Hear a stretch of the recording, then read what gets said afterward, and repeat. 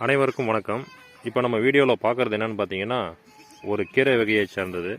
இந்த கீரைக்கு பேர் என்னென்னா மூக்கிரட்டை கீரை. மேல் பக்கம் பச்சையாக இருக்கும், கொடி மாதிரி ஓடும். இது அப்படியே தலைகளை திருப்பி அடிப்பக்கம் பார்த்தோம்னா இலை வந்து வெள்ளையாக இருக்கும்.